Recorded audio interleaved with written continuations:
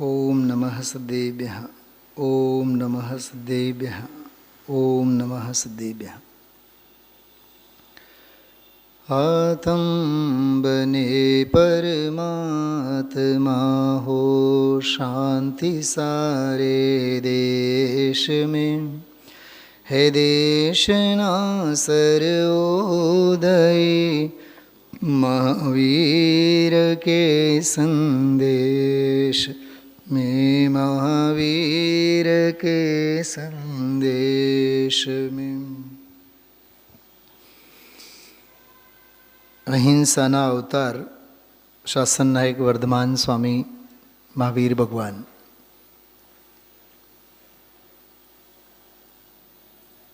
જો કે સમાજમાં બહારની દુનિયામાં અહિંસાના અવતાર તરીકે અથવા અહિંસાના પ્રચારક તરીકે મહાવીર સ્વામીનું સર્વોપરી નામ લેવામાં આવે છે.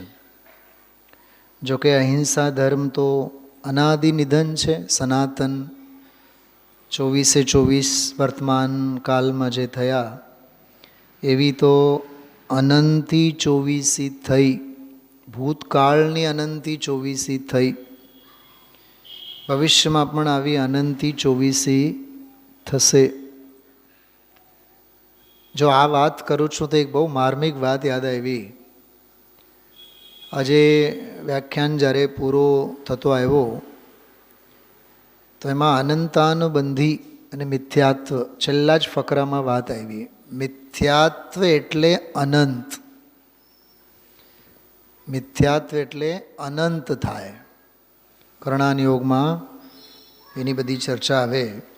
અને અનંતાનુબંધીનો જે અર્થ છે એમાં અનંતનો અર્થ મિથ્યાત્વ થાય. મિથ્યાત્વ એટલે અનંત, અનંત એટલે મિથ્યાત્વ. અને એનો મૂળ ભાવ એટલો છે કે સંસારની અનંતી હારમાળ.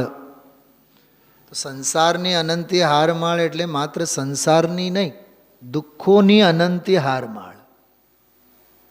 સીધો એનો અર્થ શું થયું? મિથ્યાત્વ એટલે અનંત દુઃખ. ખ્યાલમાં આવ્યો? અને અનુબંધી, અનંતાનુબંધીમાં શબ્દ છે અનુબંધી. અનુબંધી એટલે ફરી ફરી ફરી ફરી એનું ને એનું વારંવાર બંધન. એટલે અનંત અનંત અનંત અનંત અનંત અનંત અનંત અનંત સંસારનું બંધન, દુઃખોનું અનુસંધાન, એનું નામ અનંતાનુબંધી કશાય. બીજો અનંતાનુબંધીમાં અનંતનો અર્થ સંસાર કરવામાં આવે છે. કે અનુબંધ, કે શેનો અનુબંધ? સંસારનો અનુબંધ. હવે સંસાર એટલે કંઈ બહારનો આમ દેશ અને ગામ અને એવું નથી હોતું. ભૌતિક સંરચનાનું નામ સંસાર નથી. શું કીધું? ભૌતિક સંરચના, ગામ, શહેર, સિટી, રસ્તા, મહેલ, ઘર, મકાન કે બાયડી, છોકરા, સ્ત્રી, પુત્ર, પરિવાર. ખ્યાલમાં આવ્યો? પ્રાપ્ત સચેતન અચેતન પરિગ્રહનું નામ, રાચ રચેલું જે કાંઈ છે એનું નામ સંસાર નથી. તો સંસાર શું? કે ઉપજે મોહ વિકલ્પથી સમસ્ત આ સંસાર. જે ભાવકર્મ છે, જે માન્યતા, શ્રદ્ધાની જે વિપરીતતા છે, ઊંધાઈ છે, એનું નામ સાચો ખરા અર્થમાં સંસાર છે. હમણાં 2 દિવસ પહેલાં મેં એક વાક્ય કીધું હતું, સ્વરૂપની શ્રદ્ધા તે સમય સાર છે, તે સિવાય બધું સંસાર છે. શું સમજાણું? હા, સ્વરૂપની શ્રદ્ધા સમય સાર છે, તે સિવાય બધું જ સંસાર છે. મારો સુશાશ્વત જે છે એ છે, જ્ઞાન દર્શન લક્ષણમય વાળો, એ બસ મારો સુશાશ્વત. બીજું બધું અશાશ્વત. એ કોણ? કે બાકી બધા સંયોગ લક્ષણ, ભાવ મુજથી બાહ્ય છે, જે અનાત્મા છે, જે પર છે, જે અજીવ છે. આ જીવ નથી, તે બધું અજીવ. અજીવની વ્યાખ્યા, આ જીવ નથી એનું નામ અજીવ.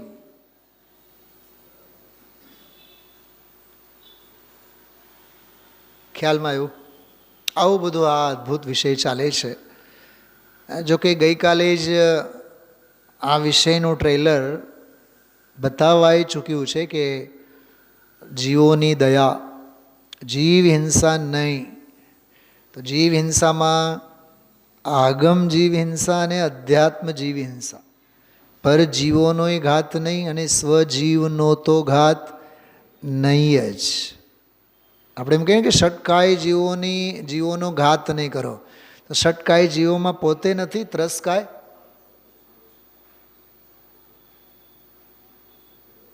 લોકમાં એમ કહે છે, હે ભગવાન સૌનું ભલું કરો. આપણામાં નથી, હા, હું બીજાની વાત કરું છું, બીજા મૂર્ખાઈની વાત કરું છું.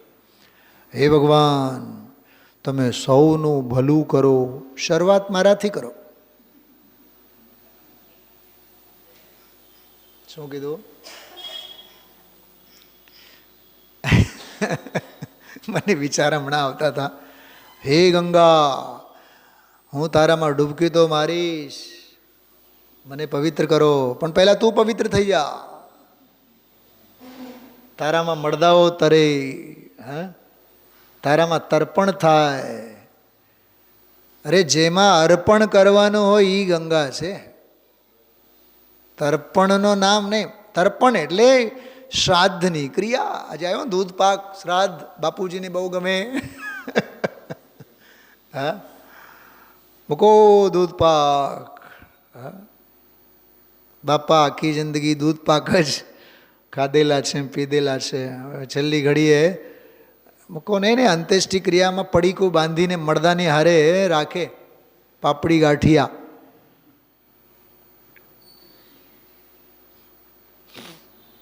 વિચાર તો કરો. અને ઓલો જીવ જે ગયો છે એ તો વધુમાં વધુ 3 સમય, પ્રાણ છૂટ્યાના ત્રીજે સમયે તો એ નિયમથી પરગતિમાં જઈને જન્મ લીધો. ત્યાંની પશુયોનીમાં, દેવયોનીમાં, જ્યાં ગયો એ ત્યાં ગયો, જન્મ્યો, પેદા થયો, ત્યાંનો ઉદય. અરે આગામી ગતિનો ઉદય તો, આગામી ગતિનો આયુષનો ઉદય તો એનો વિગ્રહ ગતિમાં જ ચાલુ થયેલ હોય છે. આપણે તો કલાક 2 કલાક પછી તો એની અંત્યેષ્ટિ ક્રિયા કરી. હજી આ બાપુજી બાપુજી બાપુજી. હવે એ બાપુજી તો જઈને નરકમાં દંડા ખાતા હોય. સાંભળો હજી એક વાત. અહીંયા કહે ને કે હજી બાપુજી ગયા, બાપુજી ગયા, 4-6 કલાક સુધી છાતી કૂટવાનું કામ ચાલતું હોય. ઓલો નરકમાં જઈને અસંખ્યાત વાર મરી ચૂક્યા હોય, ટુકડે ટુકડા થયા હોય, પેદા થતા વેત જ. તહાં ભૂમિ પર સત દુઃખ ઈસો, બિચ્છુ સહસ ડસે નહીં તીસો. શું કીધું? આ ક્યાંથી પંક્તિ છે? આ ક્યાંથી ગાયું મેં? છડાળા નરકની ભૂમિનો સ્પર્શ કેવો હજારો વીંછીઓ કરડે. એમાં ટીકામાં લખેલ છે, હજારો વીંછી તો એ દુઃખની ભયંકરતા બતાવવા માટે, બાકી કરોડો અબજો ખરબો વીંછીઓ કરડે એના કરતાં અનંત ગણું દુઃખ ત્યાં છે. પણ પેદા થતા વેત જ, જન્મ થતા વેત જ ઊંધી માથે માથું જ ફૂટે. પેદા મરવાની સાથે જ જન્મ. શું કીધું? સમજો આમાં ઉપરની લોબીમાં ડિલિવરી થતી હોય, બાળક જન્મતો હોય, ત્યાંથી સીધું માથે પડે, મરે જ, સીધું મરણ. તો એ નરકના નારકીનું મરણ નહીં.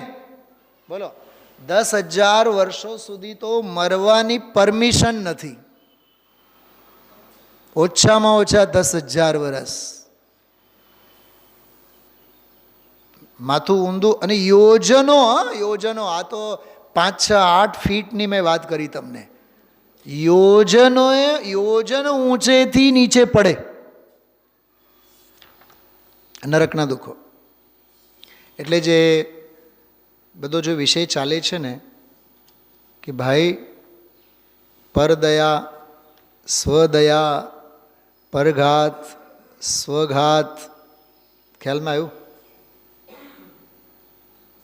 પરઘાત તો થવું હોય તો થાય, પરની હિંસા તો થવી હોય. રાજુભાઈ તમે ધ્યાનથી સાંભળજો.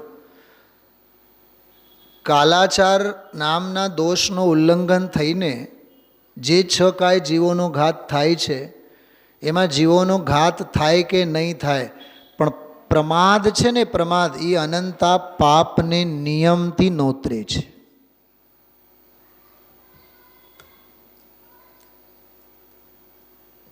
કંઈ કીધું મેં સભ્ય શબ્દોમાં?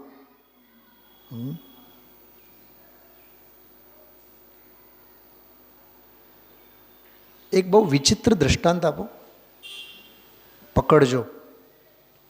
બાપ પથારીએ હોય, ડૉક્ટર કીધું હોય, આ છે ને હમણાં 15 થી 20 મિનિટમાં પ્રાણ છૂટવાના છે, તો આપણે 15 ને 20 મિનિટ પછીની જે ક્રિયા છે એ પહેલેથી કરશું કેમ? શવવાહિની બોલાવી લેશું આપણે? નહીં નહીં, એને આવતા તો કલાક લાગે, બાપુજી તો 15 મિનિટ પછી જવાના છે. બોલો શું કરશું? લોક વ્યવહાર શું કહે છે બતાવો? અરે એના ગુજરી ગયા બાદ પણ સ્પેશિયાલિસ્ટ ડૉક્ટર પાસેથી પહેલાં ખરાઈ કરાવશું, જીવે છે કે ગયા છે.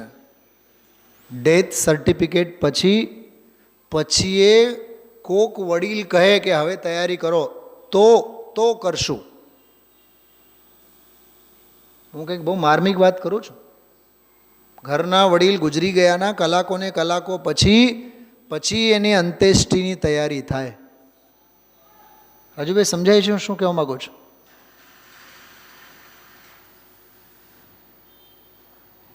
આરંભી હિંસા જ છે, પણ આરંભી હિંસામાં વિવેક એ અહિંસાનો રંગ છે, એ અહિંસાની છાંટ છે, એ અહિંસાનો અભિપ્રાય છે, એ અહિંસાની શ્રદ્ધા છે. એટલે આજની ગાથા, આજનો વિષય જે બધું ચાલ્યું છે એમાં હિંસા અને અહિંસા આ બે શબ્દો, આ હિંસા અને અહિંસા બે શબ્દો આપણા ચિત્તમાં ખૂબ ફરવા જોઈએ, અને એના જેટલા ઊંડાણ આપણે સમજીએ એટલા ઓછા છે. જેટલા ઊંડાણ સમજીએ એટલા ઓછા છે. બાળકોને આપણે ભણાવીએ કે ભાઈ કોઈને મારવો એ દ્રવ્ય હિંસા, મારવાના ભાવ એ ભાવ હિંસા. આજના પ્રવચનમાં જે ભાવ હિંસાની વ્યાખ્યા આવી એ સાવ જુદી છે. આત્મ પ્રાણોનો ઘાત કરવો એ ખરેખરી ભાવ હિંસા છે. તો પરજીવોને મારવો દ્રવ્ય હિંસા, મારવાના ભાવ એ દ્રવ્ય હિંસા. મારવો એ તો ક્રિયાત્મક હિંસા છે, મારવાના ભાવ પરિણામાત્મક હિંસા છે, અને ચૈતન્ય પ્રાણોનો ઘાત એ તો અભિપ્રાયવાળી હિંસા છે. શું કીધું? 3 વસ્તુ હજી કહું છું, સાંભળો. કોઈ જીવનો ઘાત કરીએ છીએ ક્રિયાની અશુદ્ધિ. શેની અશુદ્ધિ? ક્રિયાની અશુદ્ધિ. મારવાના ભાવ કરીએ, અરે ગુરુદેવ સાહેબ આજે કીધું બચાવવાના ભાવ. મારવાના કે બચાવવાના ભાવ, પ્રશસ્ત કે અપ્રશસ્ત ભાવ, એ ભાવની અશુદ્ધિ છે. ઓલી ક્રિયાની અશુદ્ધિ, આ ભાવની અશુદ્ધિ. અને પોતાના જ્ઞાતા દ્રષ્ટા ચૈતન્ય પ્રાણના ઘાત, તે તો અભિપ્રાયની અશુદ્ધિ, એ શ્રદ્ધાની અશુદ્ધિ છે, એ શ્રદ્ધાની ઊંડાઈ છે. ક્રિયાની અશુદ્ધિ, પરિણામોની અશુદ્ધિ અને અભિપ્રાયની અશુદ્ધિ. બોલો, ક્રિયા, પરિણામ અને અભિપ્રાય. તો હિંસા પણ 3 પ્રકારે સમજવી, અહિંસા પણ 3 પ્રકારે સમજવી. શું વંદનાબેન, આ એનાલિસિસ છે એનું, આ પિક્ચર છે રિયલમાં. આમાં મેં તો કીધું નહીં જાહેરાતમાં, અતિશોક્તિ લાગશે.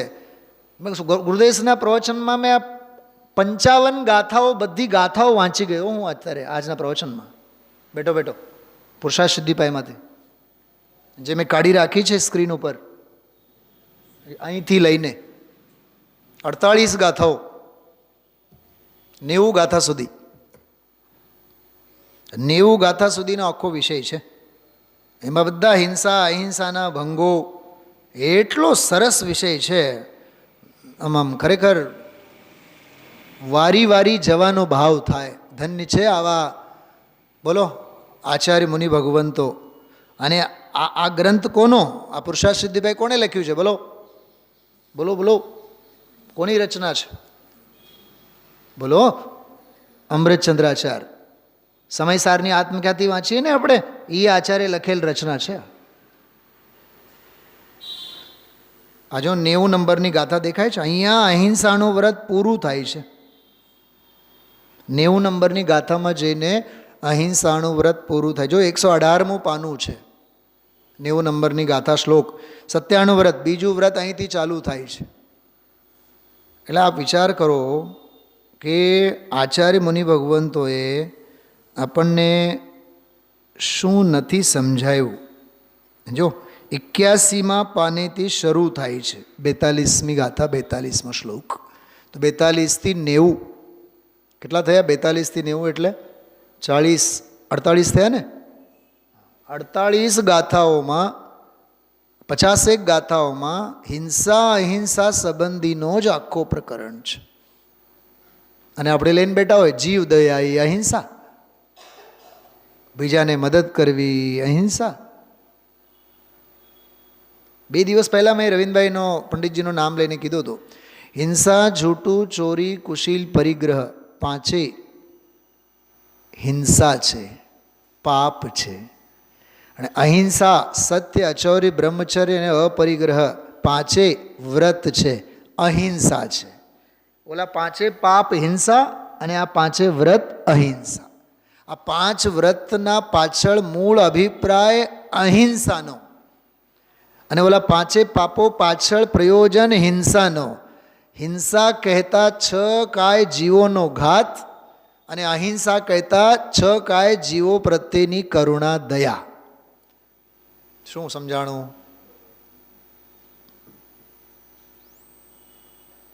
પાંચ પાપ ઇઝ ઇક્વલ ટુ હિંસા ઇઝ ઇક્વલ ટુ જીવનો ઘાત, સ્વપર જીવનો ઘાત. અને 5 વ્રત ઇઝ ઇક્વલ ટુ અહિંસા ઇઝ ઇક્વલ ટુ સ્વપર અહિંસા. વ્યવહારે પરજીવો પ્રત્યે, પરમાર્થે નિશ્ચયે સ્વજીવ પ્રત્યે. હવે આ આંટી ઘૂંટી અંદરમાંથી સમજવી જોશે કે નહીં? મગજમાં આખો આમ સાચો ક્લિયર થવો જોઈએ.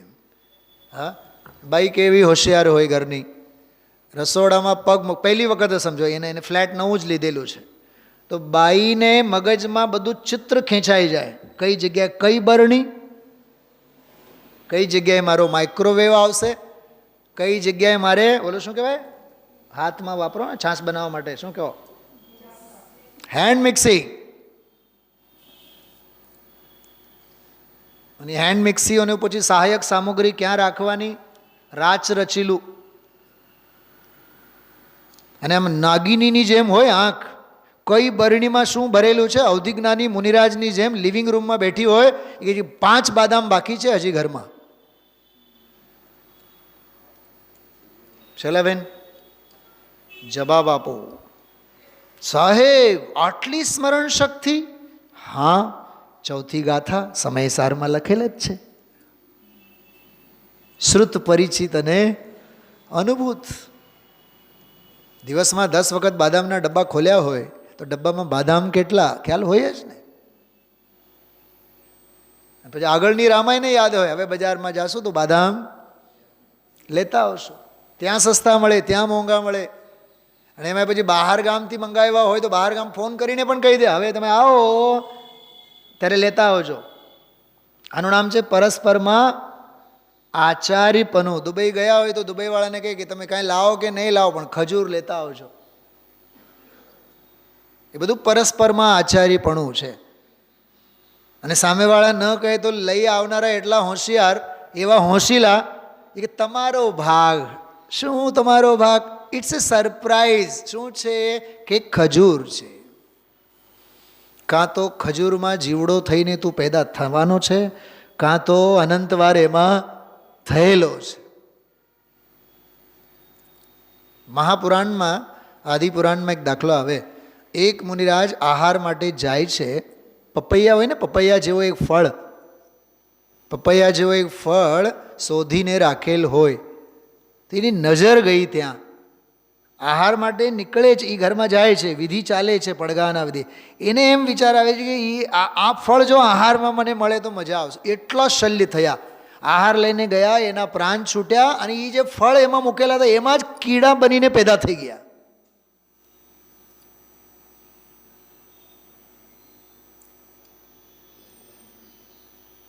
હજી એક વાત સાંભળો, સાંભળવું છે, હિંમત છે તમારી બધાને? નૈનાબેન સાંભળવી છે? કહું? ક્યાં ગયા આજે ભાભુ? ક્યાં ગયા ભાભુ? ધવલામાં એક વાત આવે છે, જે બહુ સોનાના પ્રેમી હોય ને, કાશ્મીરાબેન, સોનાના ઘરેણા બહુ ગમે, ગોલ્ડ બહુ ગમે. ઘણાએ તો આમ શાન મારતા, મને તો diamond, I want just only like A diamond jewellery. Jewellery શું બોલે? હા, ડાયમંડ જ્વેલરી, સોનાના જ ઘરેણા. મને તો ઇમિટેશન તો નો, આઈ હેટ ઇમિટેશન. અનંતા દ્વેષ. I like golden jewellery. રાગ. ધવલામાં એક વાત આવે છે, સુવર્ણ પ્રેમી જે હોય ને, સોનાના ઘરેણાના શોખીન, એ ધવ નામની વનસ્પતિ કાંઈક જીવમાં પેદા થાય છે, સોનાના શોખીન. પહેર હવે તારે જેટલું પહેરવું હોય. શાસ્ત્રમાં લખેલ છે. મારે આના ઉપર અડધી પૌન કલાક ચર્ચા થઈ કાલે દિલ્હીથી વીરસાગરજી સાથે. ધવ નામના જીવ થાય છે, ધવલામાં લખેલ છે. વંદનાબેન, આ પોપાભાઈનું રાજ્ય નથી. આપણને એમ તો એક વીંટી તો પહેરીએ છીએ, પણ આજે એક બહુ ગજબનો કર્ણાનિયોગનો ન્યાય આવ્યો. સ્થિતિ ઓછી હોય પણ એનો રસ અનંત હોય. શું કીધું એ શૈલાબેન? એમાં એને કર્ણાનિયોગની ભાષામાં એને શું કહેવાય ખબર? સ્થિતિનો ઉદય ઓછો હોય પણ અનુભાગ ઘાટો હોય, જાજો હોય. એક દાખલો તમને આપું. શરીરમાં આમાં ક્યાંય ક્યાંય ફોડકો ઉઠેલો હોય ને તો દુખે નહીં એટલું બધું, કાંઈ નહીં, કાંઈ નહીં, કાંઈ નહીં. હવે એ જો જીભે ફોડકી ઉઠેલી હોય તો, જીભ ઉપર, જીવવા ઉપર આમ ફોડકી સાવ હમણાં ફૂટું એમ થઈ જાય. આ તો એવી સંવેદનશીલ જગ્યાએ, અહીંયા આમ આમ સાવ ચામડી જ્યાં બાવ પાતળી હોય ને, રહી રહીને જ્યાં આમ આંગળા જતા હોય એવી જગ્યાએ થયેલી હોય. આમ જેવું નાક ઉપર નથી ઘણીવાર આમ આમ ગુમડા જેવા થાય, આમ જાડો જાડો થાય, દુખે. આવી જગ્યાએ તો કે મોઢું ન ધોઈ શકો, આમ આમ આમ હાથ ફેરવીએ ને તો એ અસહ્ય પીડા થાય. ઓલે આંજળી નથી થતી આંખમાં, કેવા આમ લબાકા, આમ સભાકા મારે. તો સુવર્ણ પ્રેમી, મોતી પ્રેમી, મોતીના માળા બહુ ગમે ને, એ શંખના પેટામાં જઈને જન્મવાના લક્ષણો છે. કેમ કે મોતીનો જન્મ ક્યાં થાય? શંખલાના. અને શંખલાના પછી ગર્ભને, પેટને ચીરીને એમાંથી મોતી કાઢનારા કાઢે. ડીપ ફ્રીઝર છે. મહાપવિત્ર વસ્તુ. હું તો શ્રીમતીને ઘણી વાર ના પાડું, આજે આમાં જે વસ્તુ વાપરે ને તો ધ્યાન રાખજે. પછી તો મેં તો અનુમોદનાય બંધ કરી દીધી. બાકી હું હજારો વાર કહું, આમાં જે તમે વાપરો છો ધ્યાન રાખીને વાપરો. મોતી મહાપવિત્ર વસ્તુ છે. ફરીથી બોલું છું, મોતી મહાપવિત્ર વસ્તુ છે. મળદું છે, મળદું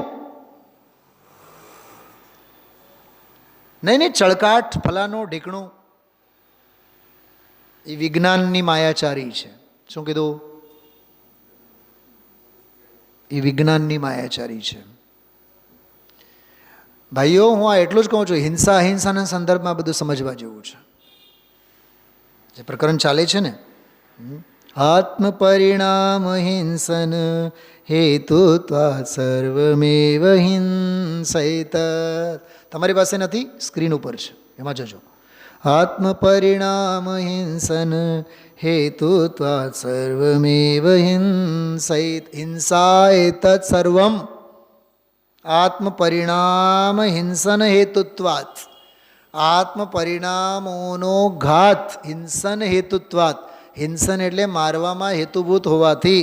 સર્વમેવ હિંસૈત, જેટલું જે કાંઈ છે તે બધું હિંસા છે. બીજી લીટીમાં કહે છે, હિંસા, જૂઠું, ચોરી, કુશીલ, પરિગ્રહ, એ 5 પાપ તો શિષ્ય બોધાય ઉદારતમ. ચલા બેન, એક વાત કરું, આચાર્યોના શ્લોકો સાથે પોતાના બાપની સાથે વાત કરતા હોય એવો વાર્તાલાપ થવો જોઈએ આપણો. પોતાના પિતા સાથે વાત કરતા હોય. ગુજરાતી વાંચવાની જરૂર નથી, હિન્દી ભાષાંતર વાંચવાની. હું પંડિતાઈની વાત નથી કરતો, ધ્યાન રાખજો. હું પંડિતાઈની વિદ્વત્તાની વાત નથી જ કરતો. ભાવભાષણ થવો જોઈએ. શિષ્ય બોધાય ઉદારતમ. ઉદારતમ એટલે કેવળ દાખલા છે. કોને? શિષ્યને સમજાવવા માટે. કે શેના? કે જે કે અનરત વચનાદિ અસત્ય વચન વગેરે, એટલે હિંસા, જૂઠું, ચોરી, કુશીલ, પરિગ્રહ વગેરે 5 પાપ તો કેવળ દાખલા છે. તો અમને સમજાવો તો ખરા, પાપ કોને કહેવાય? કે જે આત્મ પરિણામના ઘાતમાં હેતુભૂત ભાવો તે બધા હિંસા જ છે. અસત્ય વચન હિંસા, ચોરી હિંસા, કુશીલ હિંસા, પરિગ્રહ હિંસા. ગઈકાલનું પ્રવચન ધ્યાનથી સાંભળ્યું હોય. દીકરા મોટા થયા, એના માટે મકાન જુદા, એના માટે સુવા માટેની જગ્યા જુદી, પછી ગુરુદેવ બોલે એના માટે ઓરડી જુદી, એના માટે પાયખાના જુદા. આજકાલની ભાષામાં આપણે કહીએ, હા, સંતાન નાના હોય તો આપણે માસ્ટર બેડરૂમ એક હોય, પછી દીકરો મોટો થયા બાદ દીકરાનો માસ્ટર બેડરૂમ વળી પાછો જુદો, એના સંડાસ બાથરૂમ જુદા, અટેચ બાથ. તું શેમાં મોહાય છે વિચાર તો કરો.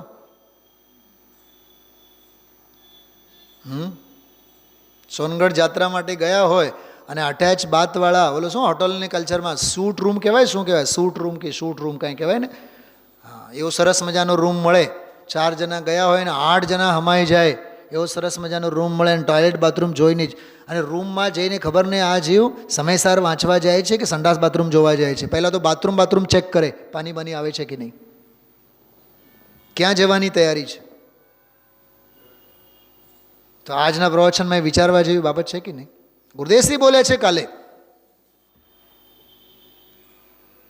વિચારો.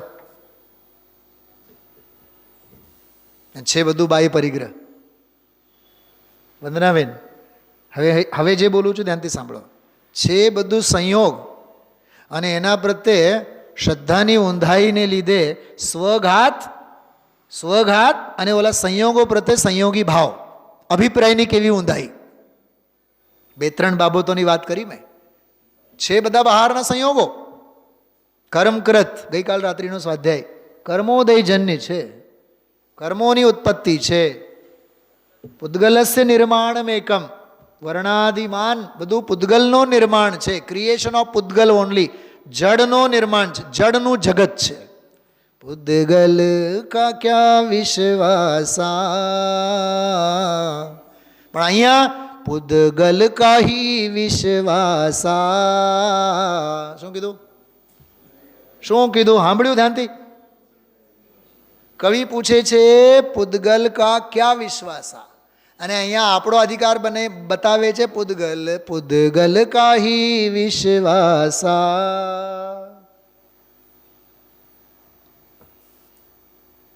મારો વર, મારું ઘર, મારા સંતાનો, મારી બાયડી, મારા છોકરા, મારી દીકરી, કાલે મેં કીધું તો દીકુ પુરાણ. કયું પુરાણ સાંભળ્યું તું વંદનાબેન?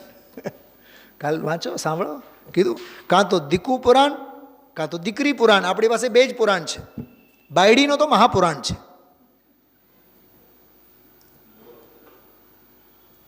શું છે કાશ્મીરાબેન? બાયડી પુરાણ તો મોટામાં મોટું મહાપુરાણ. આદિ પુરાણ તો 80,000 શ્લોક 80,000 શ્લોક પ્રમાણ છે આદિ પુરાણ. આ બાયડી પુરાણ તો 84 લાખ યોનિઓ પ્રમાણ છે. કેટલું છે? શું બોલ્યો હમણાં? 84 લાખ યોની શ્લોક પ્રમાણ. ફરીથી બોલું છું 84 લાખ યોની શ્લોક પ્રમાણ. કયો પુરાણ? બાયડી પુરાણ. કેવી બાયડી? આંધળી. કેવી બાયડી? લૂલી. કેવડી બાઈ? લંગડી, કાળી, શ્યામવર્ણી. ભવમાં મુનિરાજોની સંયમની વિરાધના કરેલી એવી રોગાદિકથી ઘેરાયેલી. વળી પાછું વખાણ કેવા? આવી બાઈ તો દીવો લઈને ગોતો તોય નહીં મળે. તારા જેવા ભાંડ ને એ વસ્તુ મળે? તો એ વાંઢીઓ તો હતો. વાંઢીઓ સમજાય છે તમને? ખ્યાલ પડે છે વાંઢીઓ એટલે શું થાય? નહીં સમજો? હા, તમે ભાઈ ઇંગ્લિશમાં ભણેલા, અમે અભણ, અંગૂઠા છાપ. હા, તું તો વાંઢીઓ હતો એટલે તને એવી મળી. આ બધા સ્વામીજીના શબ્દો છે વંદનાબેન, મારો એક ઘરનો શબ્દ નથી. મોટી ઉંમરે લગ્ન થયા હોય અને એમાં પછી છોકરો થાય કેવો દાંત કાઢે. ગુરુદેવસિંહ બોલે છે. મારી સામે બે એક એવા દાખલા છે. 67માં વર્ષે લગ્ન થયા, 67માં વર્ષે એકના લગ્ન થયા અને 68-69મી ઉંમરમાં પછી સંતાન થયું. એને ઓળખું, સારી રીતે ઓળખું છું એને, નામ નહીં કહું. અને જે ગામને જમાડ્યા ને આ હા, મને ગુરુદેવશ્રીને તો ગુરુદેવશ્રી એનો દોયનો જ દાખલો આપતા હશે. અને ઘણા તો એવા મૂર્ખા ભરેલા છે સમાજમાં. કોઈ 45-50 વર્ષની ઉંમરમાં, 50 વર્ષની ઉંમરમાં વર જતા રહે તો એવી બાઈને બીજા લગ્નની પ્રેરણા આપે. તમે એકલી જિંદગી તો ન કાઢી શકો. તને બેનપણી તરીકે કહું, એક સાધર્મી તરીકે બહુ કરુણા છે. અરે કરુણા છે તો બ્રહ્મચર્યની શિક્ષા આપને. શું કીધું? તને બહુ દયા આવતી હોય તો એને બ્રહ્મચર્ય લેવાની દીક્ષા આપને, એને શિક્ષા આપને. તું તો વિધર્મીનું કામ કરે છે, અસંયમની શિક્ષા આપે છે. સંયમની શિક્ષા આપને તું. શું ધનજીભાઈ? અહિંસાની શિક્ષા આપ. હિંસાના નાચ નહીં નચાવો. અસંયમ હિંસા, સંયમ અહિંસા. તો આ જો બધું બહુ સરસ છે, વાંચજો પુરુષાર્થ સિદ્ધિ પાયમાં. હા જો આ જો, યત ખલુ કષાય યોગાત પ્રાણાનામ દ્રવ્ય ભાવરૂપાણામ વ્યપરોપણસ્ય કર્ણમ સુનિશ્ચિતા ભવતિ સા હિંસા. યત ખલુ કષાય યોગાત, કષાયોના યોગે. રાજુભાઈ ફરીથી યાદ કરું છું, કષાયના યોગે. તમે લોકો સમજો છો બેનો? મારી તરફ જોવો બધાય. કષાયના યોગે ગમે તે થાય. નહીં નહીં, તમે 3 કરોડમાં મંદિર બનાવ્યા, અમે 4 કરોડનું મંદિર બનાવશું. કષાયનો યોગ છે. તમે રસોઈમાં બે મીઠાઈ કરી, અમે રસોઈમાં આવતીકાલે કેટલી કરશું? 4 મીઠાઈઓ ખવડાવશું. યાદ રાખજે, ઓલી મીઠાઈમાં તું પેદા થશે. ભગવતી આરાધનામાં એવો દાખલો આપેલો છે, ઈર્ષા. ખબર ઈર્ષાનો દાખલો શું આપ્યો છે વંદનાબેન? કાપો તો લોહી નહીં નીકળે. મુનિરાજ નીકળ્યા હોય આહાર માટે નગરમાં, અને એકની ઘરે આહારદાનની કેમે કરીને વિધિ નહીં મળે. કેમે કરીને મુનિરાજ એની સામેથી વયા જાય પણ ત્યાં આહાર માટે ઊભા જ ન રહે. આખી શેરીમાં બધાને ત્યાં એક દિવસે આહાર થાય. અને ઓલો જીવ, અચ્છા ઓલાને ત્યાં આહાર થયો, હું હવે આવતીકાલ છે ને આના કરતાં આહારદાનની વિધિ જોરદાર કરીશ, આના કરતાં આહાર સરસ આપીશ. એ વર્ષો સુધી એ ઈર્ષા જ કરતો રહે છે અન્ય સાધર્મીઓ સાથે. મુનિરાજ એની આંગણામાંથી જ નીકળે, એની ઘરે આહાર માટે નહીં. એમાં લખ્યું છે આ ઈર્ષાનો ફળ છે કે તારી ઘરે મુનિરાજ આહાર માટે નહીં જ આવવાના. તને એમ લાગે છે કે હું શ્રેષ્ઠ આહાર આપું, પણ જીનવાણી કહે છે તું ઈર્ષા કરે છે. હું ખરેખર જીનવાણીની સામે હાથ મૂકીને કહું છું, મેં કોઈ દિવસ ભક્તિની બાબતમાં, ગાવાની બાબતમાં, વ્યાખ્યાનો નકલ કરવામાં હું માનતો જ નથી. ધ્રુવધામ કોઈના બાપનું અનુકરણ નહીં કરવાનું. બાલીલ સાહેબ મને કહીને ગયા, સુનિલ તું ગા, તારા કંઠે ગાજે, તારો આત્મા ગાવો જોઈએ, કંઠ નહીં.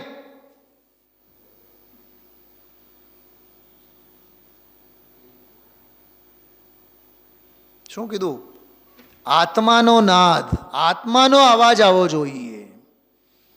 હૈડે હજો મારે ભાવે હજો, મારે ધ્યાને હજો દિન રાત રે. ઘણું શીખવા જેવું છે. બધા અટકવાના રસ્તા છે. કોઈની સાથે હરીફાઈ નહીં કરવાની. હરીફાઈનું નામ દ્વેષ. શું કીધું? મારે હરીફાઈ મારી સાથે. શું કીધું? અરે દ્વેષ કરવો હોય તો પોતાની કમીઓ પ્રત્યે દ્વેષ કરો. બીજાની ખામીઓ પ્રત્યે કેમ. જોવાનું જ નહીં દુનિયાની સામે આપણે. No competition. Where there is a competition there is only સંસાર. હરીફાઈ નહીં. અણગમો છે, દ્વેષ છે, હિંસા છે. તો કષાયોના યોગથી જે કાંઈ પ્રાણોનો, દ્રવ્ય પ્રાણોનો કે ભાવ પ્રાણોનો, જો દ્રવ્ય ભાવ રૂપાણમ, દ્રવ્ય કે ભાવ પ્રાણોનો ઘાત થાય એટલે દ્રવ્ય હિંસા અને ભાવ હિંસા. એ હજી આગમની, અધ્યાત્મની નહીં. અધ્યાત્મની તો મોહરાગ દેશાદી ચૈતન્ય પ્રાણોનો ઘાત. સાચી હિંસા તો એ છે. વ્યપરોપણસ્ય કરણમ, ઘાત કરવો તે સુનિશ્ચિતા ભવતી સા હિંસા, તે નક્કી જ હિંસા છે.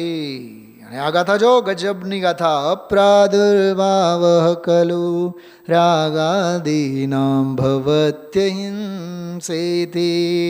અપ્રાદુર્ભાવ ખલુ એટલે ખરેખર રાગાદી ભાવોની ઉત્પત્તિ ન થયો. અપ્રાદુર્ભાવ, પ્રાદુર્ભાવ ન થવો તે ખરેખર અહિંસા છે. અને તેષામે ઉત્પત્તિ, અને તેમની ઉત્પત્તિ થવી તે જ હિંસા છે. જનાગમનો આટલો જ ટૂંકો ને ટચ સાર છે. આ 3 શ્લોકો મેં તમને કીધા. આવા એક શ્લોકો તમે વાંચતા જાઓ 90 ગાથા સુધી. આમાં અંદરમાં આત્મપ્રદેશમાં આચાર્ય અમૃતચંદ્રાચાર્ય દેવ ઉતરી આવવા જોઈએ. તો આજની જે ગાથા, જીવોનો ઘાત અને ઘાતમાં દોષ. હું એ મંગલાચરણ તરીકે ગાથા અને ગાથાની ટીકા વાંચીને, ધ્રુવધામ ઉતાવળ નહીં કરતા, 2 મિનિટ સાંભળીને ઊભા થાઓ. બરાબર? પાના નંબર ખોલો. શાસ્ત્ર કેમ બંધ કરીને રાખો? શાસ્ત્ર સ્વાધ્યાય પૂરું થતાં પહેલાં શાસ્ત્ર બંધ કરવો એ જનવાણીની વિરાધના છે. પાના નંબર 54. જો 126મી ગાથા સીધો મેં ગુજરાતીનો જ વાંચું છું. બાકી આજે બહુ ઊંડી ગંભીર ચર્ચા રાત્રિના સ્વાધ્યાયમાં હું લઈશ. હિંસાના દોષને દ્રઢ કરે છે. 126મી ગાથા. મૂળ ગાથા. મારીવી ચૂરીવી જીવડા જમતું દુઃખું કરીસી, તમ તહ પાસી અનંતુ ગુણું અવસહી જીવ લહીસી. એટલી ખતરનાક ગાથા છે. સમજાઈ જાય તો આમ બુદ્ધિ ખાલી થઈ જાય. સમજાઈ જાય તો આ ગાથા એમ કે છે, જે થોડું પણ દુઃખ બીજાને આપે છે તને અનંતા દુઃખ મળશે, એમ કહે છે. આમાં બોલો, ભિખારી ભીખ માગે ને તો એ એવી રીતે માગે, 1 પૈસા દો તમે રામ 10 લાખ દેગા. તો એક કામ કરો ને, તમે 10 લાખ એની પાસેથી જ માગી લો ને. ડાયરેક્ટ એપ્રોચ કરો ને, ડાયરેક્ટ ડીલિંગ ઓલાની હારે કરો. એટલે રામચંદ્રજી અમને 10 લાખ આપે પછી તમને અમે આપીએ. ઇનડાયરેક્ટમાં શું કામ? ડાયરેક્ટ. જો બ્રહ્મદત્ત ચક્રવર્તીનો વૈરાગ્યનો પ્રસંગ બહુ સરસ આવ્યો. બહુ મન તો બહુ થાય છે. કાલે રાત્રિના સ્વાધ્યાયમાં આપણે કલાક એક મીમાંસા કરશું આની. કેવળ ટીકા વાંચ્યો છું. બહારમાં અન્ય જીવોને મારીને, અર્થાત પ્રાણીઓના પ્રાણનો વિયોગ કરીને, અન્ય જીવોને ચૂરીને, અર્થાત હાથ પગ વગેરેનો એક દેશનો છેદ કરવા રૂપે જીર્ણ કરીને, આ વ્યવહાર અને નિશ્ચય નહીંથી અભ્યંતરમાં. હવે જો ભાવહિંસા મિથ્યાત્વ રાગાદિરૂપ તીક્ષ્ણ શસ્ત્રથી લાગે છે આપણને આ બધા તીક્ષ્ણ શસ્ત્રો છે. બોલો દામજીભાઈ, બહારના ચપ્પુ છુરી તલવાર એ તીક્ષ્ણ શસ્ત્રો લાગે. અને આ મોહ રાગ દ્વેષ કશાય જેમને અંતરંગ પરિગ્રહ કીધો એ બધા તીક્ષ્ણ શસ્ત્રો છે. ઓલા વાગે કે નહીં વાગે, આ તો ઘા લોહી લુહાણ કરી મૂકે. તો હા, મિથ્યાત્વ રાગાદિરૂપ તીક્ષ્ણ શસ્ત્રથી શુદ્ધાત્મ અનુભૂતિરૂપ પોતાના નિશ્ચય પ્રાણોને વાંચો આગળ ચૂરીને તે પૂર્વોક્ત સ્વપર જીવોમાં તું જે દુઃખ આપે છે, એટલે સ્વમાં પણ દુઃખ આપે છે અને પરમાં પણ જે દુઃખ આપે છે તે દુઃખની અપેક્ષાએ અનંત ગણું દુઃખ હે મૂળ જીવ. બોલો, તો અવશ્ય પામીશ. અહીં આ જીવ મિથ્યાત્વ રાગાદિમાં પરિણમીને પ્રથમ તો પોતે જ પોતાના શુદ્ધાત્મ પ્રાણોને હણે છે. આત્મઘાત. ઓકે, પછી ભલે બહારમાં અન્ય જીવોનો ઘાત થાય કે ન થાય, કોઈ નિયમ નથી. પ્રાણી મરે આના મરે યહ જીવ પર જીવ હિંસા થાય છે. ગાથા છે પ્રવચનસારમાં. પ્રાણી મરો વા ના મરો પણ અયત્ન આચારથી હિંસા થાય. એમ નિયમ છે કે કોઈ નિયમ નથી અહીંયા. જેમ બીજાનો ઘાત કરવા માટે તપ્ત લોખંડના ગોળાને ઝાલવા જતાં પ્રથમ તો પોતાનો જ હાથ દાઝે છે, એવો ભાવાર્થ છે. હવે ઓલો કોટેશન આવ્યું જો, કયું પણ છે, સ્વયમેવાત્માત્માનં વિનસ્ત્યાત્મા કષાયવાન પૂર્વમ પ્રાણ્યંતરાણામ તો પશ્ચાત સાધ્વાનવાન વધઃ. આ છે સર્વાસિદ્ધિ, એમાં લખેલો. પ્રમાદથી યુક્ત આત્મા પ્રથમ તો પોતે જ પોતાથી પોતાની હિંસા કરે છે, પછી અન્ય પ્રાણીઓનો ઘાત થાય કે ન થાય, પર જીવની આયુ બાકી હોય તો તે મારી શકાતો નથી, પણ આણે મારવાના ભાવ કર્યા માટે તે નિસ્સંદેહ હિંસક બની ચૂક્યો. અને હિંસાનો ભાવ થયો, બોલો વાંચો આગળ, ત્યારે તે પોતે કષાયવાન થયો. હવે આ સુવર્ણ અક્ષરે લખી રાખો. કષાયવાન થવું તે જ આત્મઘાત છે. કષાયવાન થવું તે જ આત્મઘાત છે. નહીં થવું તે જ આત્મહિત છે, તે જ આત્મકલ્યાણ છે.